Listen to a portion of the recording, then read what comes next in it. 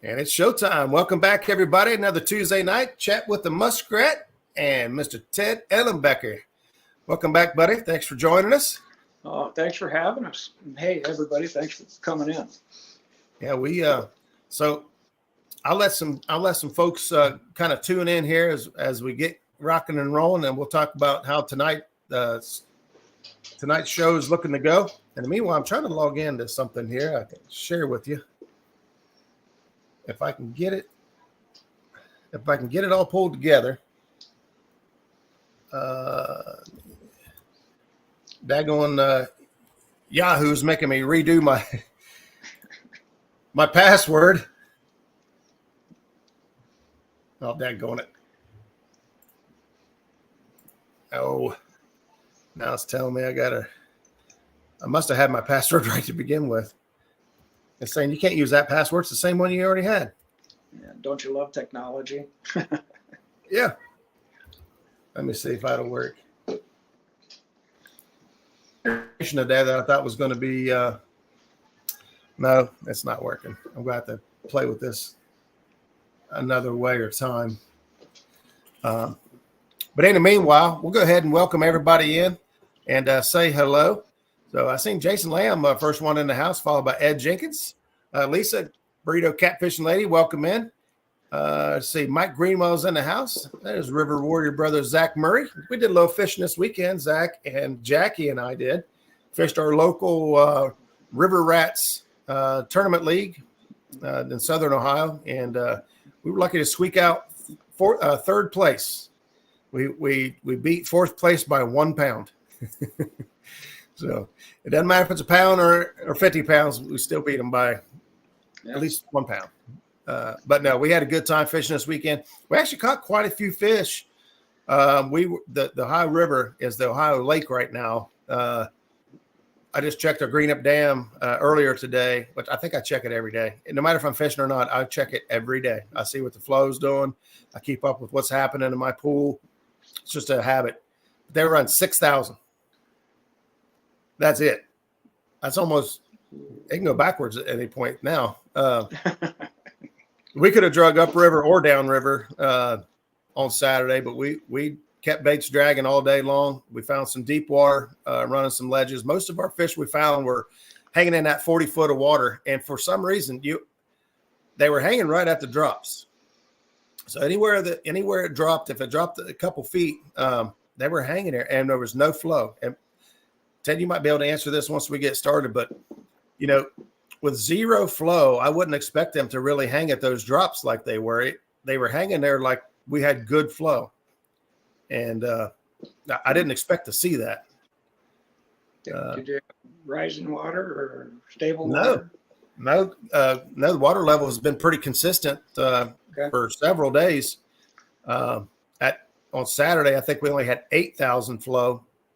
And but yeah, when we came into we were dragging upriver, and when we came into the drops or the holes, most of the fish were hanging to the front facing of the hole, which is usually, what you expect to see in faster water, rising water, set up in a feeding position. But there was no, I think at best we had a 0.3 mile an hour current. Yeah. Wow. Okay. Wow. So yeah, I was kind of surprised to see what we saw. I was happy to see we did mark a lot of fish in certain areas. I think at one point we drug through fish, and when our baits hit the front of the hole, we tripled up at the same time. All three of us was having a ball catching a fish, and we actually circled around and drug back through that hole several times. I think we picked up one more fish out of that hole, but yeah, they were hanging tight like it was It's nice. It's nice when you find them like that. Yeah. Hey, Paul Edmondson's in the house. Thanks for tuning in. V with the Catch Fish with Us, and it looks like Catch Fish with Us team is here back from Vicksburg. I tried to call them. I don't think they had very good service down there. I got to call them again and see how that trip went. And they got to spill their guts on how to fish the Mississippi. There you go. I fished the Mississippi. Zach and I went down and did a trip down below Memphis. We fished off out of Mud Island. And it took us a minute to figure out how to bump 4 or 5 mile an hour current. I suppose. Yeah, you just go really fast. Yeah. We realized we were trying to slow the boat down too much. Cutting the current in half and all that doesn't work. We was bumping 10 ounces, and I think our bait was going like 50 feet at every bounce. Okay. It was going so fast, but we talked to some folks and trial and error. You can't use floats in 4 or 5 mile an hour current. You don't need that much pull. It's going to go. And we finally got things dialed in and got it figured out and started catching fish. But it is definitely a different beast fishing in Mississippi. Let's see who else we got here real quick. I'm trying to get down through there. We got Benoit Fishing. Welcome, ladies. Thanks for tuning in. Stonefly 71. Matt, what's going on, buddy? Thanks for stopping by. We got Warpig. Warpig was out there fishing with us as well Saturday. It's good to see Bill and Jennifer out there fishing together. This was a Jack and Jill tournament, so it was great to see how many couples and women will join in and fish that tournament. I can't remember. They said 17, 18 boats, something like that, somewhere around there, which is pretty good for our little circuit. That's a nice group. Yeah. I think on occasion we get up around 30 boats, somewhere around there. That's pretty good for just a little.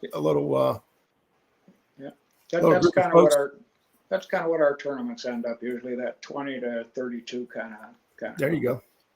Yeah. We got Thompson Outdoors. Welcome in, Josh. Let's see if I can get down here. See if anybody else has jumped in. 922 Crappie Barbecue. What's going on, buddy? Stopping in. Let's see. I'm glad. Somebody is out Friday night into Saturday morning. They did well until the flow stopped. They shut the gates and killed the bite. I caught one fish Saturday morning. Oh, my. Wow. Bill said he was able to bump just a little bit Saturday. I bet you were right at the dam and you didn't go far on 8,000 unless they jumped it for a short period of time and dropped it right back down. I didn't catch the spike, but we had no flow downriver from you. Let's see. John Boy's in the house. Welcome in. Let's see. I think I've got way behind here. 2 stands in the house. I just got done checking 2 stands out over with the Power Hour with Jody. Let's see. I think we're just about done. It was hot. Yes, it was very hot. JG Hill, welcome in, buddy. Glad to see you in the house. All right. Well, people are still piling in, but Ted, welcome in. Man, I really enjoyed last week listening to the seminar presentation that you put together. It was very well done. And but I got my notebook here from last week, and so basically what we're going to do is anybody that tuned in. Yeah. Well, I seen some questions come across as we was doing our live, and I wanted to make sure that we was able to circle back like we told folks we would, and ask about some of these questions, and of course. If anybody has questions in here tonight that they want to throw up there for Ted, we're more than welcome to do that. That's what tonight is. We're just going to do some Q&A, talking about any fish, any water seminar they did last week. But the first question that I had was, and I know the answer here, but I want to make sure that I kept my word and we talked about these things, but V from Catch Fish with Us was talking about structure and structure on the bottom and how sunken boats or barges and things like that compare in their power. I'm going to assume as an element in a body of water. Well, obviously depend on the size of the boat, a big yacht, whatever, is going to vary. The way the boat's built, like just a V-hull aluminum boat, whatever, is not going to carry a lot of power unless, you got to compare with the body of water you're fishing too. You get saucepan bodies of water and a pile of 4 rocks is a major structure if there's nothing else in the water. So you got to kind of judge it that way. It would depend on how long the boat's been down there. If it's wood or metal, if it's got some wood in it where you get some moss growing on it or some sort of growth on it like that in shallow enough water, it could develop into something pretty good. It'll offer some cover, kind of a sanctuary. I would hope that there was something else in connection with it, to make it a little better. But obviously, you know, sunken cars, sunken boats are going to hold something at some time. That's the only problem with an individual or one element like that. It only offers so much to the fish. Whereas if it's in connection to something else, like if it's sunk on the end of a point, or because it hit a pile of rocks and rolled off the edge of it and sunk, Mm-hmm. you know, then you got some connection, then it's going to be a pretty good place, you know. Yeah. So. Yeah, particularly coming to mind, I've got an area we're actually going to fish this weekend that has some sunken barges and ships in it. One of them is right against the bank. It is a big, deep hole, and half of the there's actually 2 barges there. I don't know how, but one of them is partially out of the water. The other is completely submerged. And I mean, these are not barges, the tug itself. Yeah. Oh, okay. Well, see, there you go. That's big. That'll have some stuff on it. And then another one we've got that's basically in the channel, and it's a tug on its side. Okay. So well, you're talking big boats there too. You're not talking 12-foot John boats. So yeah, they'll have some power to them. Yeah, especially if they've been in there a while. Yeah. As far as the one completely submerged, surprisingly, some people don't even know about, which I found really odd. But the other's completely sticking up out of the water. It sticks out like a big neon sign that says "fish here." It's a community hole. You know, that's one of the deterrents is, you know, so many people fish that. Yeah. Mike Greenwell says, "What do you do when you hit a slump? I've changed tactics, fresh bait, can't get them to bite. Buddies are catching them all around me. Maybe just bad luck cloud over me right now. I don't know. Well, have you talked to the guys that are catching them? Are they telling you? Are they telling you the truth? Yeah. You got your binoculars with you. Yeah. Binoculars. Hey, that is a great tool to have. I know Zach and I both carry, you know, not just a little 5-power binoculars. We actually both carry decent binoculars in our boat. And you'd be surprised how many times you use binoculars if you keep them in your boat. Oh, yeah. Okay. They can come in handy. Not so much, you know, not necessarily just spying on the guys that are catching fish, but lots of other things. You think there's something ahead of you that you could prepare for. Signs on the back. I can't remember all the times and reasons. For instance, we were dragging this weekend, and our boat come in ahead of us and dropped and started dragging, but we couldn't tell if they were dragging towards us or away from us. Well, got out the binoculars. I don't think we had to, but you can get out the binoculars and get a better look at, you know, which way they're heading to see if you need to change tactics or whatever. But yeah, binoculars are a great tool to have anytime. But pertaining to this question here, Mike, I don't. Well, if it were me, you know, there's so many variables involved. Like the way I fish is probably going to be a little different than the way those other guys are fishing. The way I like to fish is going to probably be different. Maybe my bait, maybe my speed, maybe the depth for what I'm doing. What I would do if I'm not being able to connect into the fish, I change depths. You know, I'll go a little shallower. I'll change structure types. If they're catching a lot of fish, then I'm just going to have to start changing up, obviously. But my first thing is if I'm not catching fish someplace, I change my depth. I look for the same type of structures or whatever, but I change depth on it. Let the fish tell me where they want me to be doing what I do best, you know, that kind of thing. Yeah. And like you said, you know, last week you said, you know, you like to start shallow and then, you know, work down from there. One of the things, some areas that we're in here in Ohio, I know that like Hoover, I'm going to assume a lot of the lakes right now is experiencing the thermocline. And, you know, for me personally, I like a thermocline. To me, it cuts the fish in half. Like the lake just shrank.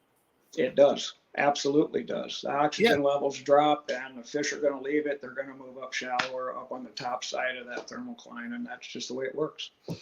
Yeah. You can eliminate a lot of water real quick that way. Yes. Yeah. Yeah.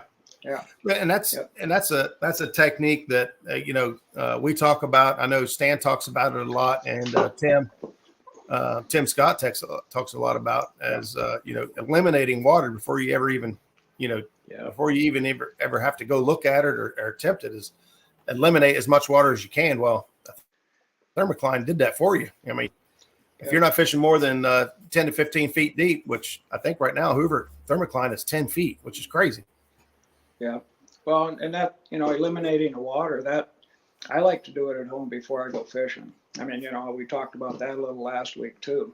What are the conditions, wind directions, in the case of the rivers, the current, all of this comes into play, and you can find all that out before you go. Right. So, I can tell, like up here on the lakes, I'm going out tomorrow, and I know right now, because of what the wind did today and yesterday, I don't care what it does tomorrow, but yesterday and today, the fish are going to be on the south side of the lake. That's just the way it is, or at least that's where I'm going to start, Right. And if people just do that, you can eliminate half the lake, or sections of river or depths in river before you ever even get there. Yep. And that's going to, like you stated before, not all of us have a lot of time on the water. So we have to make every minute count. You can't spend if you've only got 1 day a week to fish, you don't want to spend, 50% of it looking for areas of fish that there aren't fish. No. And use your electronic maps and your paper maps, and you can put structures. Well, and I know a lot of these guys already do all that, but boy, you can sure put good water together before you ever leave the house. You really can. Just make some phone calls. Well, I thought it was real important, like what you said last week about, you're doing homework days in advance before you ever go fishing. What's up, Curtis? Yeah. Hey, Danny, I seen you sneak in there. Doing homework days in advance. And, Zach and I are so used to fishing, every weekend if we get the opportunity to together. We are both doing the exact same thing. We're watching water temperature or water flow. We're watching weather, everything. I'm watching lakes that I think I might go fishing in case I get it. I know what Hoover's doing right now. I ain't fished Hoover in like 2 months, but I'm paying attention to what Hoover's doing because, I might get an opportunity to go, and I want to know what's going on. But yeah, I thought it was, I'd say the wind, like what you said last week about the wind, I've always paid attention to the wind, but like going back 2 days and staying on top of the wind direction, fishing for lakes, primarily. For me, that stuck pretty good. I know a couple of other people commented that as well. Yeah, the wind moves all the food for the little fish, for the bait fish, and the big fish obviously are going to follow the bait fish. That's just common sense. It's nature, Yeah. Yeah. Danny's in the same boat a lot of us are with fish rivers.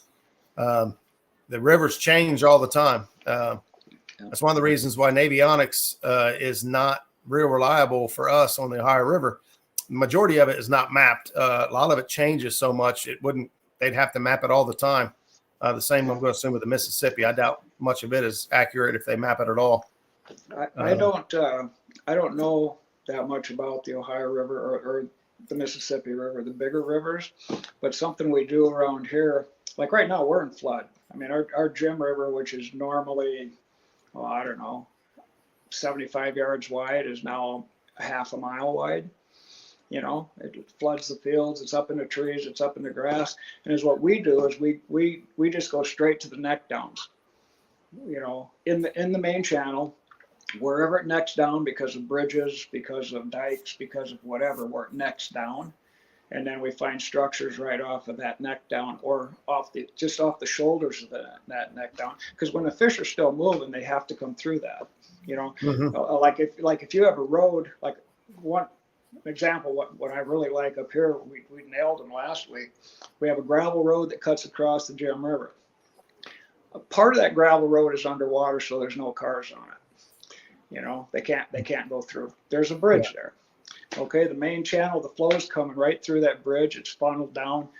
We're fishing off to the sides right at the start of the flood water and the main channel, and we've caught fish all day long. And yet that river that was normally 100 feet across is a half mile across. They could have been anywhere, but those neck downs will force them. On a bigger body of water, that's probably not possible, obviously. Right. Too wide. However, if you don't have current coming through, if they're not letting water out, if you go to a neck down, the current will increase on a neck down. Even on a big river, if you shrink that river down by 50 yards in width, that current's going to increase coming through there. It has to. Yeah, that was one of our strategies going into Saturday. Was there was like little to no flow, so go find whatever little bit of flow, so outside pinch points and things like that, and then the deep, the main channel, and that's pretty much where we found the fish. Anywhere where it would drop down or deeper, or the ledges. Let's see. We had another question here. I don't see Matt in here from Want to Be Outdoors, but Casey's watching and not able to chat right now. I'm going to ask this question. He was trying to talk about what his comment was. Anything can be structured no matter what the size is. Yeah. That was the question. Is a 1-inch depression considered structure? No. Right. That's an element. A 1-inch depression is just simply an element. It's a change in the bottom. Right. I mean, it is an element. It exists in the body of water, but it's not a structure. I mean, we kind of went through the definition of structure last week a little bit. I mean, it just, if you look in the dictionary, look up structure. It's going to be, the combination or the relationship of elements to build something. Well, in body of water, so I mean, a fishing structure is going to have something to it. We kind of went through the window in the house and all that last week, but a 1-inch depression, no, that's not structure. That's just an element. And very low powered element. That's not going to, you might hold a minnow once in a while, but that's about it. Let's see. I'm still playing around with my email here. See if I can get that information up that I was wanting to share with everybody. I'm going to see real quick if I can plug it in here real quick. I've seen a couple other comments show up there. I'll pull back over to those in just a second. I'm not sure if this will.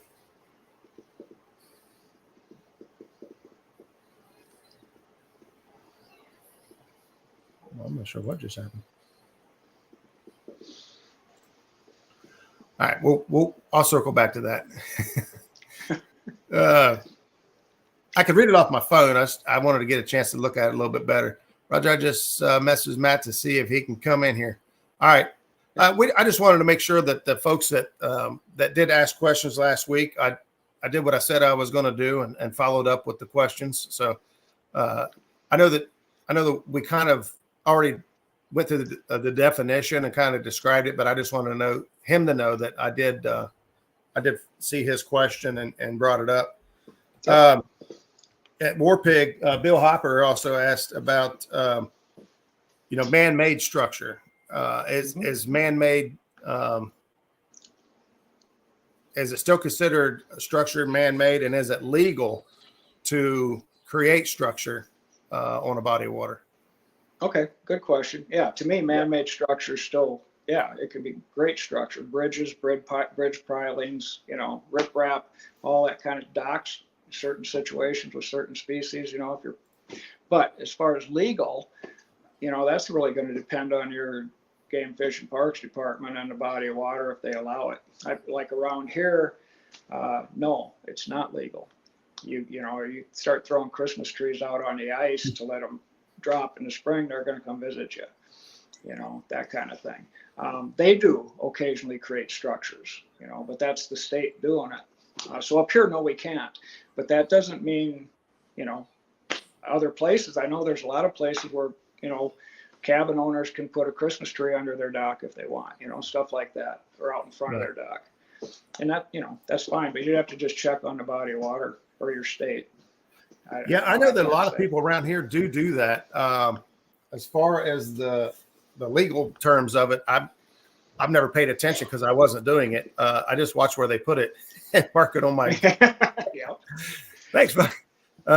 Around here, there's a lot of folks that will make structures. A lot of them have used like the plastic, like PVC 5-gallon bucket, and make the artificial Christmas tree looking things. or actual debris and Christmas trees. I've seen them take out, and some of our lakes they drain down a winter pool. And they'll go out and put everything into place, and when it fills back up, and then they're on top of it. But yeah, I'm not. And of course, in a river, it's not going to do you any good at all. It's good. Even things that you've marked and seen for years can be gone at any minute. You know, you can get a good rain, and everything that you fished for the last 5 years could be completely different. Yeah. It could be a shallow flat now. Yeah, our log jams up here this year have changed position a little bit. So what is? You know, the log jams up here. Oh yeah. Log pile, yeah, they're some exist in new places and some disappeared and some just got bigger. So which is okay with me. But oh yeah. Well, as long as they're go ahead. I was going to say, as long as they've got water in front, like the one demonstration you showed last week where it just had been silted in, it was all sand built up in front of it. Those make it frustrating because you know you might have some fish hanging out behind it, but it's going to be difficult to get back there. Yes, yep, they are. Yeah, we had a railroad train bridge trestle go down south of us a few miles about 2 weeks ago. So I'm interested to see what they do with that. The whole trestle went down in the river, so we'll see. That'll be good structure if they leave it. Well, we've got several on the Ohio River. I'll read this here to you in a second. We've got several on the river where they've dropped dams and bridges and things like that have really turned into big fish magnets. But Two Stands here says, I would really like to thank Ted for putting out such high quality info that I know took him years to develop. We already used a lot of it, but picked up so many extra details. It's just awesome. So yeah, Stan's absolutely right. I second that big time. You know, that's one of the great things about this community and just social media as a whole. I know social media has a lot of negative sides and you get a lot of bad information or just terrible news and stuff. But when you use it for good, you know, Ted, you've worked your butt off and put who knows how many hours of work on the water and created videos, created these seminars, and you come out and you give the stuff away because you truly want to see people succeed and you want to help. Well, you know, information doesn't do me any good if I don't use it, right? So this is just another way to use it. And it's worth something. I would like to leave a mark, you know, and maybe they'll say, hey, if somebody, you know, on the seminars, a lot of times, even if you just pick up one or two things, one or two ideas, then it was worth it to me. You know, if it gives you just a little insight on something, a little different way of thinking, then it's worth it to me. That's all there is to it. So, well, we've all got great ideas. We've all, you know, put some time on the water. You have a lot of different channels out there. And I mean, honestly, there are so many YouTube channels now specifically for catfishing. I know you're a multi-species angler, but when somebody has the experience and the records and to back that information up, anybody can come up on any panel and talk about anything at any given time. But if they're not able to show their work, not show success from the methods being talked about, then the information really loses most of its, well, as you would call it, power. It is power. Yeah, it is power. Yeah, it is power to concentrate fish. I mean, there's certain rules that apply. You know? Right. So and so, you know, I second what Stan says right there. You know, coming on, and we've got another one. You guys hopefully have seen the thumbnail drop earlier today. Next week, Ted's got another seminar set up just for flatheads, and I'm going to assume that's a good one. I highly recommend a notebook and pencil. This one is loaded. It really is. Yeah. It breaks down the species, very species specific, and they are different. I mean, you know, you can catch anybody. You can catch a flathead. You can throw a worm off a dock and catch a flathead. I mean, you can. Yeah. You know, it happens. And you can be fishing blues and channels and catch a flathead. But if you're really wanting to target a big flathead and catch them consistently. Now, okay, now some guys down south are blessed. They have bodies of water where flatheads are thick, okay? And it doesn't take a lot to do it. Well, I wish I was there, but I'm not. Up here, flathead, I'm not going to say they're scarce, but if you catch 4 flatheads in a day up here, you've done something. I mean, you really have. And if you catch a fish over 40 up here, that's major. I mean, even game fishing clerks, when they've been electroshocking and testing in shallow rivers, I mean, they're not too deep to get a hold of doing it. They're in 8-foot rivers, 6 and 8 foot rivers.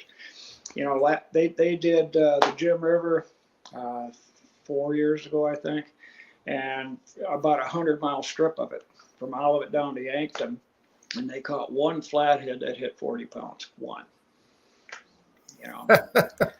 One. So yeah, so when you can pull a 40, 45 and 50 and 52, or you even get one like that a year, you're doing something. You're catching fish up here. Yeah. So yeah, that's the way I look at it. Yeah, being able to dial in on those guys, like you said, they're in a league of their own. They really don't fit the majority of the profile of the catfish. Stonefly 71 asks, do newly fallen trees hold as many fish or as older fallen trees? So I guess he's questioning the power of the element of a new fallen tree versus an old tree that's been there. Okay. Good question. And I hope I can name drop here a little bit. If you would look at something the in fishermen did years ago, like that Catfish Beaver book and the video on that Stangy and Toad Smith did and all that, they made one comment in there that really stuck with me, and I'll give them credit for it. It's not my comment. But they stated, you want big old wood. And there's reasons for that. Yeah, if you have a green tree that's fallen off the bank, I'm not saying that something won't sit behind it for a couple of reasons. Number one, you could have bugs falling off the leaves and the little fish are eating them. You got a current break, so you could have a fish sitting in that current break. But if you're looking for a tree that will consistently hold fish and could hold bigger fish, you want something that's been there. I want the bark off. I want that tree stripped. I don't want any leaves on it. I want the bark wore off. I want some pile. If I'm in a current, I want some pile up in the front of it. And if I can get connection to the bank where like the root ball is still stuck up close to the bank or at the bank, that just creates a cut bank underneath, another place for the fish to sit. The current will cut out dugouts underneath that tree when it sat there a while, a couple years. And it gains mass by stuff floating into it and getting stuck. It's just a better thing. You get water bugs that are living there, freshwater shrimp living there. It just turns into part of the river. Frankly, I got a tree. A tree just came to mind of the exact tree that you just described. Actually, Justin's fishing fence just joined me. He's been with me and fished that area. It's and Stonefly will probably know where it's at too. It's below the warm water discharge above Gallipolis. And there's a section there that has this huge tree, and it's still connected to the bank. The root ball's in the bank, but the tree is down in the water, and it almost guarantee you pull fish out of there every time. Yeah, and it will consistently do that. It's part of the water. And it's been there years. I mean, I don't know how many years, but as long as I can remember fishing there, it's been there. And when you see something like that, if I can add in here a little bit, you got to look at what the water's trying to show you. Like an old tree like that, you say, well, that's your wood element, right? I mean, the old tree is. But there's a lot of elements involved there, because if it's been in there a couple of years, you might have a cutout bank, you might have a channel on the end, you have cutouts going underneath it, you have current breaks, you have canopy built up in the front. There's all kinds of elements involved at that point, whereas a green tree is just the green tree, and it's going to give you a current break. And that's about it to start with. Yeah, Pontoon Jody just made that comment. She always heard that if it's green, skip it. Yeah, pretty much. Welcome in, Jerry. Let's see. I thought I saw another one up through here. I'll make sure I got everybody. Oh, it was a comment there. Warpick said he was bumping Saturday with his wife, and a big log. They flushed the dam out, and they got a big log stuck between the trolling motor and the bow. Yeah, he said it kind of pulled the front of the boat down some. His wife wasn't too happy about it, so they stopped bumping at that point. Went on dragging. Yeah. Yep. I never did ask you, Bill, if you guys did you catch any bumping or did you catch them all dragging? Because I know you did catch some fish. Catfish in Fresno, welcome in. There we go. I think it was just a comment there. JG Hill says same thing. I look for old Struckler that's been around there for a while. Yep. Good move. Let's see. All right. I think we're caught up. So I kind of was hoping to get more out of hang on, let's see a question mark. Do shallow lake have thermoclines, say under 10 feet deep? My opinion, no. I mean, unless you haven't had a wind, if you haven't had a wind for a week, you may have a thermocline develop on that body of water. But like up here, we this is South Dakota and Minnesota. We have wind every day, and it mixes up. It does. Yeah. I mean, if you're under 10 foot deep, it's mixing. If you wade out in there, you might notice a 2-degree difference in the bottom and the top, as you feel it on your leg or something like that. But as far as developing a thermocline in under 10 feet, like I say, unless you have no current, no wind, it's not going to, I don't believe it's going to happen. Not enough to where it's going to affect the fish. Hey, Dad, welcome in, buddy. Yeah, I'm the same. I don't feel like under 10 feet. But here's a question that we had this weekend, and our concern came from like I said, all the fish we caught were 40-some foot of water or better, and then we brought them up to the surface. We put them in our live well. We pumped surface water on them. On average, now I know every body water is different. Our flow is very, very low. And so my concern was, what's the temperature of the water down on the bottom, close to the bottom where these fish came from, compared to what we're pumping on top of them at the top? And, how much stress is that adding to them? And so Jackie got online and kind of Googled, and, I'm not sure the information that she found, what sources they used for that information, but they were saying that there was not a lot of difference between the deep water compared to surface water. But I have to believe that there has to be quite a bit. I would assume that there's a lot of difference, but maybe I'm wrong. Well, when you get closer to the bottom, the current slows down also. It just does. Because of the bottom, it breaks the current. So as you get to the top, the fastest water is right on the surface of the river. I mean, that's it. And then it goes slower as it hits the bottom. You could have a temperature difference. If you get that steep a drop, say you're going from 20 foot down into 40-foot holes, for a stretch. Sure, the bottom of that 40-foot hole is going to have some temperature difference, but how far are you from the dam? And even if you're not running a lot of water, anything coming through that dam is mixing. I mean, that's all coming through the same temp, and it's mixing with the river right there. But you get further away from the dam and you don't have much flow. Yeah, the deeper holes I think would be different. I don't know if it'd be different enough to to change the fish. I think the biggest problem with deep water fish, at least up here, like a lot of walleye fishermen will go after, out in the holes in the Missouri River, 60-foot walleyes. Well, you bring up a walleye out of 60 foot of water, he's dead. Yeah. And it's not temperature, it's just the pressure on the fish. Yeah. And I think that's the biggest. My brother catching halibut up in Alaska, they bring them up from 150, 200 feet of water sometimes, and the fish literally, the eyes pop out of their head. Yeah. So I think the damage is more with deep water fish.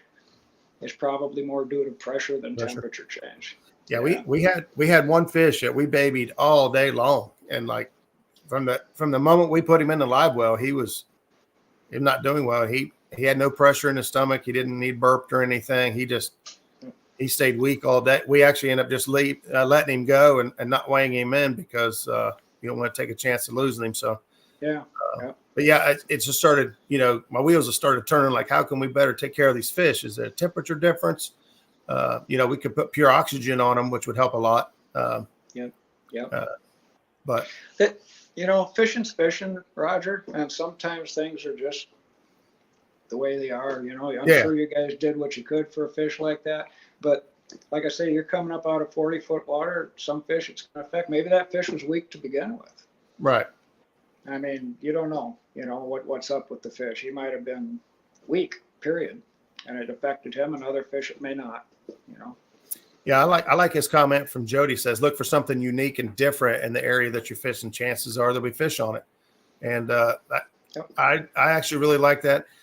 On Navionics, I always play with a zoom in and out until there's always seems to be a sweet spot where things stand out really well, like the contour lines and things like that.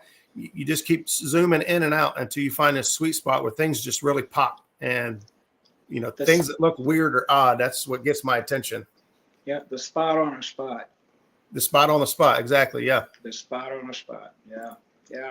I showed you that picture of that fish we caught, that video off that bridge, and that if you look at that, we were fishing an area that was 3 foot by 3 foot in the whole river, but that's where everything came together right there, and that fish was sitting right there, and we've caught 2 or 3 fish over 35 right there, like with the bait 2 feet from where the other bait was. It's pretty amazing if you can find that sweet spot, and that's the different thing, what she's saying, something that's different. You find spots like that are that precise, and that is different. I mean, because the whole river isn't that way. Right, exactly. So, yep. Yeah, Catfish with us said that they went down to fish Mississippi. They was pulling fish out of 80 foot of water, and the fish were cool to the touch, but the surface water was warm. And Ed took it one step further and says he dropped a thermometer in the Tennessee River last October at 70 foot. The surface temperature was 78 degrees, and 70 feet was 76 degrees. Let me see. Yeah, 78. So we only had a 2-degree temperature change, and they were running 11,000 cubic foot of Saget. So that's actually more like what we were reading. There could be the 2 to 3 to 4 degree difference, but it's not like you would, it's not like a 5, 10, 20 degree difference. So, if you want to talk temperatures, you guys that keep your bait alive, you'll probably already know this, but the shock factor on most fish is about a 5 to 8 degree difference. If like a 2, 3, 4 degree temperature change isn't really going to affect the fish unless he's already damaged. But you get to 5 degrees, and up, and from 5 up, it just starts getting worse. But below 5, it really isn't going to mess with fish. You can change water on bait fish below 5 degree differences all day long and never shock them. Pump fresh water in and recirculate at the same time is what I did with the one that was pale for a few hours, but it was my second biggest. No way I could let it go. We actually did both. We pumped fresh water in the entire day, and then also recirculate. So, like, whenever we would get up to move, as you guys that run boats know that, when you get on plane, you're not pulling fresh water. Usually you'll pull air, and you cause a vacuum lock or whatever on your system. So it needs to be more of a pain. We've got a pretty good habit of turning ours off before we leave a spot, but that recirculate runs the whole time. And then once we shut back down, they're back on full circulate the entire time we had him. But like you said, it could have been weak from the begin with. It's nature. It is. Sometimes you can do everything in the world, but if they're going to expire, they expire all the time without any of our help. Yep, it does. That's just it. That who knows what was wrong with that fish? If anything, Benoit's rubbing it in. They said they got some huge gills swimming around the bait tank right now. There you go. Chasing some flatheads. Yeah. Hey, those girls catch some good flatheads, man. I've seen some of their pictures. Thumbs up, ladies. Yeah, there you go. Yeah, they get on some good fish. They put their time in, that's for sure. They know how to You're saying right there, they've got a bait tank full of bluegill swimming around. You know, they put in their time, they catch fresh bait, they put in the work. Shoot, I seen that they had giant shad that they had got a hold of, and they were selling just to try to share the wealth, I guess, a little bit. But yeah, they do a great job. Let's see what else. Yeah, I seen Danny said the same thing. Deep sea fishing, the eyes will pop out. Sometimes their stomach will be sticking out of their mouth. There's so much pressure. Yeah, it happens. Well, and that's why you see all these. You know, was it a year or two ago the mini submarine that collapsed and killed all those millionaires or whatever, billionaires, wherever they were. Yeah. You know, that pressure is something that is a huge factor. And even though we might not have bone crushing pressures here, it is a real factor when it comes to the fish health. Hey, there's Jeremy. Hey.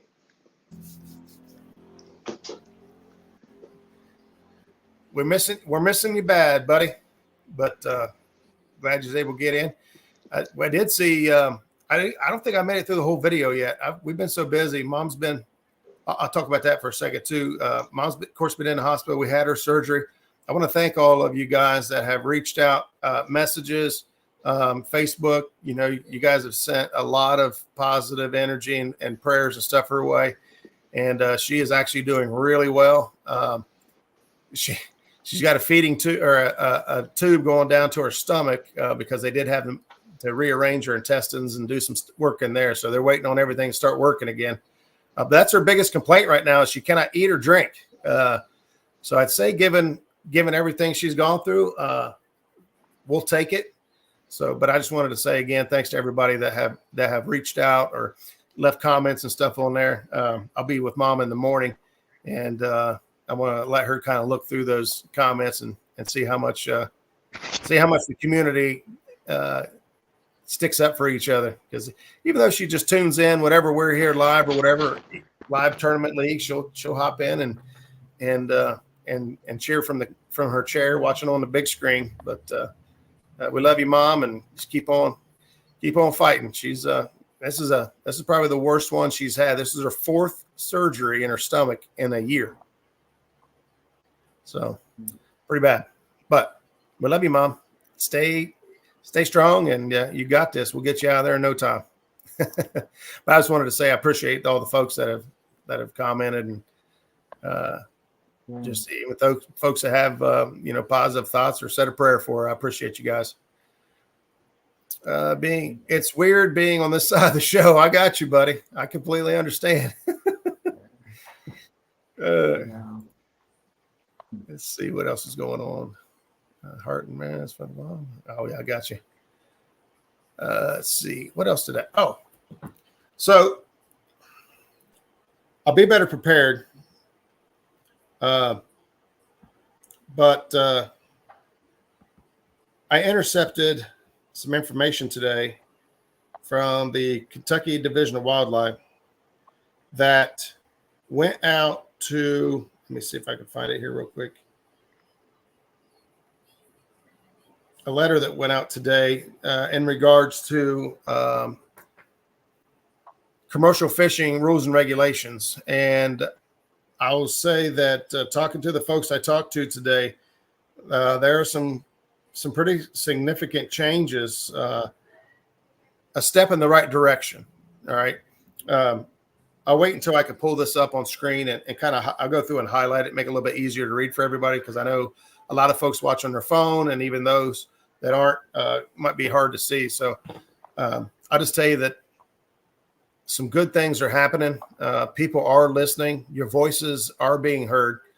Talking to Ted, he's actually got a lot of experience working with this type of scenario and situation, and knows the proper channels. Ted, you've said you've made some big changes for your state rules and regulations, correct? Yeah, I work basically with the Flathead rigs up here. I'm not with Game Fishing Parks. It's just I went in as a citizen, but took about 10 years to get it done, because you're up against biologists, you're up against everybody else that really doesn't want to make changes unless it's necessary. but we had a 10 fish cat limit and unlimited on size, unlimited. I mean, it could be 10 flatheads and they could all be 50 pounds if we could find them. Well, I just told you how scarce that size fish up here is. Mm-hmm. So we do have basically a statewide thing now, where it's one flathead a day over 30 inches, which is about 10 pounds. And they wanted to legalize, limb lines and trout lines and all that. And now on big rivers, okay, that I'm not against it necessarily, but on these little rivers, that are 50, 75, 100 feet wide, a couple things happen.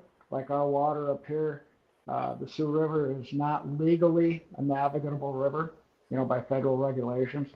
So basically also is what actually kind of got it done. If you anchor a trout line on the bank, you're on somebody's property. And you do not have access to high water marks. You are trespassing. So say that guy's dog gets a hook in him, each one of your baits that wash up along shore, you're liable. The kid goes swimming and gets hooked up, you're liable. You're trespassing, and they kind of backed down on that one because of that. And I don't blame them. I mean, it's like, okay, how many lawyers you got? Because it's going to happen, and that was one point. And that's kind of stuff you got to go at. Just because, like, if I were to say, I want this, that really doesn't mean anything to them. You got to prove a good and bad. And it took a while to get it done, but we did. And I'm kind of happy with that. And we're actually seeing bigger fish now. I'm not talking 100-pounders, but we're seeing more of the 20s, more of the 30s that are starting to come back. And this has been like this now for about 6-7 years, so it's been a while. And it's starting to pay off a little bit. The average catch size is coming up a little bit. So you can still keep 5 flatheads, and they could be 5-pounders, and you're good. But they got the big fish protected now a little bit. So they're just the one over 30 inches a day. Yep. There you For go. flatheads. Yeah. Jeremy actually has a really good question here. He says, on a large river like the Mississippi, how far can additional element be from the main spot to still be considered part of the overall spot? So,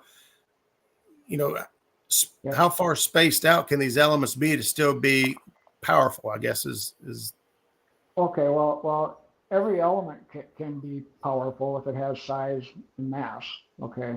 But really, when I'm talking like the theory of 3, the thing that sets all of that apart is when it has connection to another element. That's what builds the house, so to speak.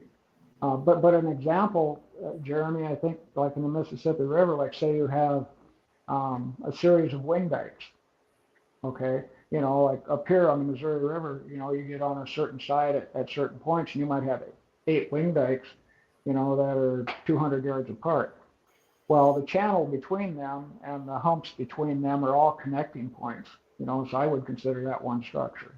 The wing dike's an element. If you got points and you have a river channel that connects the tip of the points, that's a connection.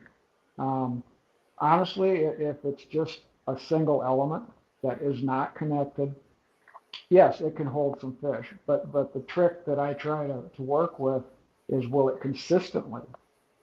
Like, can I go there today and can I go there tomorrow? And I can go there next month, and even through changes of seasons, there will be fish there because of what that offers, and one element can't do that. So I hope that answers your question. It will hold fish though. I mean, if it's a powerful element, it'll have fish. It just won't be 24/7, 365 days a year. There you go. I like them to where when I go back to a body of water, I have waters around here now, obviously, where I know where there's my 4 elements, and I don't have, and that's where I'm going. And I'll fish them in the morning. And if I don't catch fish, I'm not giving up on them because I know there's going to be fish there. I'll go back this afternoon and hit them this afternoon, that kind of thing. And at least that's what I like to look for overall. You can't always have that, but but that's what I try to put together, and that's what I'd recommend if you try to find anyway. Connection is really important. It really is. You know, you got a big log below a dam, you can catch a fish off it, but there again, you got more elements. You got the current going around that element below the dam. You know, you've got a lot of things going on. But anyway, that's that. Yep. Yeah, I think a lot of people overcomplicate what an element actually is, and there's more to it than just sticks and stones. You know, like you just said, you know, the current changes, and that could change things. The sun is an element. You know, there's more elements than, you know, just big giants, you know, things sticking out of the water that catches your eye. There's more to it than that. Yep, there is. And you don't have to use all of that, but it's one of those things where okay, I don't know if you guys run track, but you know, if you run a 100-yard dash at say 10-1, that's a pretty good 100-yard dash. I wish I could, you know. I don't run unless something's chasing me. There you go. But if something, you know, so you got 10-1, right? 10 seconds, 1/10 of a second, that kind of thing. Okay, if somebody runs a 10 flat, which is just that much, he beat you. Well, I like to have that 1/10 on my side, so I try to put what I can together before, like I say, before I go, you know, and know where I'm going. And if those structures don't produce, say it's a new structure, you know, a new body, like tomorrow I'm going to a lake I haven't been on, you know, I know where I'm going, but okay, if I can't hit fish on the structures I've already picked out, I'm going to go shallower, just because active fish are shallower, generally, unless you've got schools of bait fish doing something, you know, out in the deep water. They'll hover underneath it. Obviously, all the predators will. But you know, you got to plan it and go for it, and go back later if you trust that structure enough to stop at it because you think there's going to be fish there, then you should trust it enough to go back second time that day and try it again. So Jeff Beal wanted to know if you ever use lures to catch catfish. Okay, intentionally no, I don't, but I have caught like jigs and minnows, that kind of thing, plastics. I've caught a lot of cats doing that. Walleye fishing and northern pike fishing, I've caught a lot of cats doing it.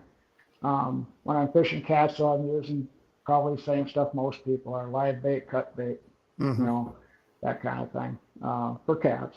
Just because cats, you know, big difference right here, you know, cats have a really amazing, if you want to call it taste or smell, either way. Scent's really valuable to them, and a lot of water, you know, is not very the visibility is not very good. Whereas like with a northern pike or a walleye, they're in water, they're a sight hunter. The artificial lures are a little different for them. But anyway, no, I don't use them for cats, but I've caught them with them. So I've been trying to catch one on a fly rod, but I haven't been able to do that yet. So. Yeah, we it's kind of a joke whenever I go out fishing with my family or friends for crappie. It doesn't matter what I'm using for bait, I will catch catfish. Yep. Not trying whatsoever. I always catch catfish, and it's crazy just what all I can catch. Now, 90% of the time it's a channel cat in the areas I'm fishing for my crappie, but on occasion still catch a blue cat. I actually had a guy stop me on Hoover one day. I know we got a couple Hoover guys in here. He saw I was dragging baits for catfish, and he came up to me. He said, are you catfishing? I said, yeah. He said, man, you're going way too slow. I said, what are you talking about? He said, I'm running over 2 miles an hour with a flicker shad. He said, I've caught 4 blue cats and a flathead today on a flicker shad. And I was like, I need to go faster. Pick it up. Yeah. Yep, can be done. Yeah, they're sight fish too. I mean, they'll hit. One of the things that something I've always kind of joked about is people talk about dragging and how fast is too fast to drag. Have you ever seen a shad or a skipjack or a bluegill swim? They go way faster than 0.5 miles an hour. Yeah, way faster. They do. Yep, they do. Yeah. My my personal preference is go as fast as I possibly can and still get bit. I try to start out fast, and if I get bit, I'll keep going faster and faster. I want to cover as much water as I can. Like you said before, only 1 out of 100 fish are going to bite. Yep. And so I need, and to increase my chances, I need to get them in front of thousands of fish to have a successful day. So I want to go as fast as I can and still get their attention. Well, you're doing it right. You're concentrating on presenting to more fish rather than catching. And a lot of people don't do that, though. They're more concerned with catch. If they focus on presenting to more fish, just like what you're saying. Yeah. You know, if you present to the fish, that's what you got to do. It's a numbers game. Yeah. The more you present to, the better your chances of getting bit. Yeah, a lot of our tournaments, Zach and I, the words are keep bait in the water. Just keep dragging, keep the bait in the water, get in front of as many fish as we possibly can. Because like you said, only 1 out of so many is going to bite. Yep. So and you can't control that. I mean, that's stuff that you cannot control. Some days, 1 out of 10, some days 1 out of 100. I mean, you get a day where they got lockjaw, you're going to be lucky if you pull down 1 or 2 fish. I mean, everybody's done that too. I haven't, never. I'm just kidding. Yeah, I've had days where I can't catch one, and I didn't present to the right fish. That's it. Yeah, Danny, I've been over there at Reelfoot Lake. It's actually a really cool lake. We fished the daggone it, Fishing for Freedom, Quincy, Illinois. Mark Twain Lake, there it is. Mark Twain Lake. Fished it for crappie, and I get up next to these standing trees. I start dropping jigs down these trees. Blue cats, like every cast. We're like, what in the world? Is this catch? And they weren't real big, but it was crazy. We could not stop catching catfish. River Rats Catfishing Club. That's who we were talking about earlier. It's Michael King with the club there. That's the local club we fished last weekend, and we'll be fishing this weekend, Sunday, I believe it is this week, out of. I remembered until I just opened my mouth. Aberdeen. I think it's Aberdeen. Yeah, Aberdeen this Saturday morning. Come down and fish with us.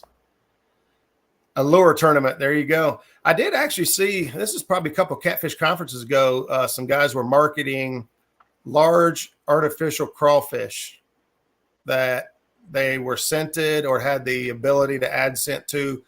That they had videos of guys using them and catching fish with these large artificial crawfish, which they eat crawfish a lot. So it's not far-fetched, but not my preferred method. Let's see. Wannabe has bad storms, can't get on YouTube. Hey, at least thanks for reaching out to him. Hope everybody's good. I know we do have a lot of bad storms. I think we're supposed to get some storms here tonight, I believe. So a lot of crazy stuff going on through the country. Day before yesterday, the bad storm came through, ripped the tonneau cover up on the back of my truck, flipped it forward, slammed it into the back glass, and shattered the back glass of my truck.